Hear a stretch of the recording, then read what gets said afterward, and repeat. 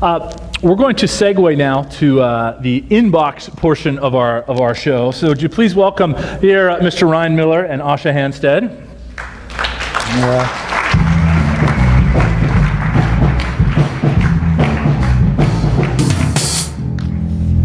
Beautiful. All right, question number one. Okay, so how is God's intention of language different than it is used today? Will language be different in heaven? I didn't get that. Can you read it again? Claw. Yeah. OMG. Thank you. Yeah.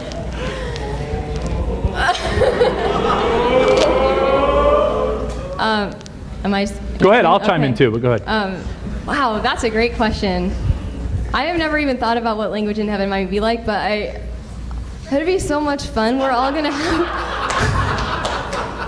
And they laugh. Okay. Hi guys. Spanish? There are no commercials in Not So Late Night With. All right. There you go. I can't even imagine. We'll all have perfect vocabularies and perfect understandings of language, and it'll just be fun. We'll all just be able to say what we mean specifically, and because being funny relies on being really specific, we'll all be hilarious. Sounds great. So there's hope. I would think too, I mean, it comes down to, it's the same as anything. Does it glorify God and bless other people? I mean, that's God's intention for everything, okay? For His glory and the good of others. And that works. And that's a great filter for our words, what we say and how we say them. Number two. How can we distinguish what is just a joke and what can be considered offensive? What makes something legitimately funny? I have no idea, obviously. Not a funny person. But you laugh. You're not like, I do I laugh. find that amusing. I mean, you please continue with your humorous banter, all right? That's a tough question. That's such a tough question.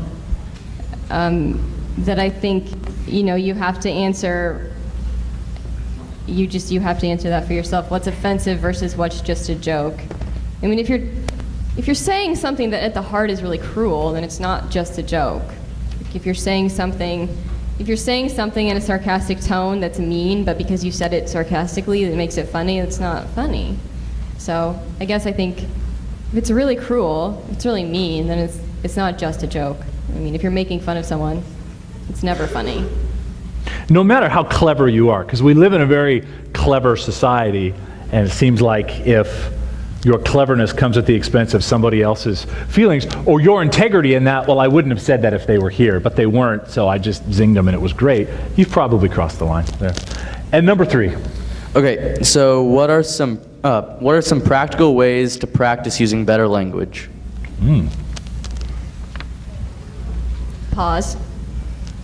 Stop and think about what you'd like to say. It's not easy. I won't lie and tell you, oh, there's these 3 magical steps and you can use better, more precise language. It's not easy. It actually takes quite a lot of practice and thinking. Practical ways, though, what was the last part of the question? Practical ways to... Oh, sorry. Hey, guys. I'm Talking here. over here. What was the last part of the question? The last part of the question was, it was just one question. It was just, what are some practical ways to practice using better language? Practice using better language. I think just avoid using cliches. Avoid using things like LOL. Avoid those trained responses that you're just kind of used to falling back on. Go the next step. If you're in a conversation with somebody and you're feeling like, oh, this is getting awkward, I want to end the conversation, go a little bit further. Ask one more question.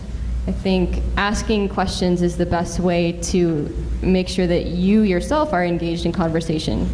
Someone answers and then you respond. And responding with a question is always great because then it gives someone else something to talk about. I won't suggest reading the thesaurus, but it is a rather fun activity. Just for me? No? Okay. Probably lost some credibility with that one there, yeah. But reading, though, reading would works. be one of the better ways to increase, enhance, improve your vocabulary. Yeah. Very good. All right.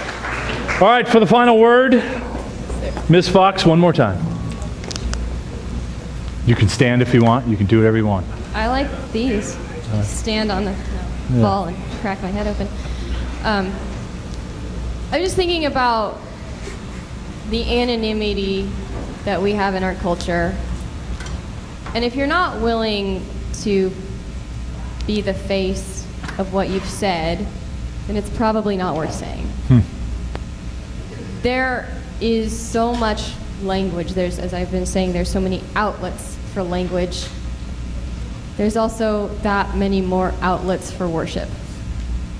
So maybe think about using Twitter and Instagram and Facebook and conversation for being edifying to your community rather than destructive. And I think so many of you probably do that. I think I would be very proud if I were to read through many of your Twitter feeds and many of your Instagrams. So I would just say, keep that up. Thank you.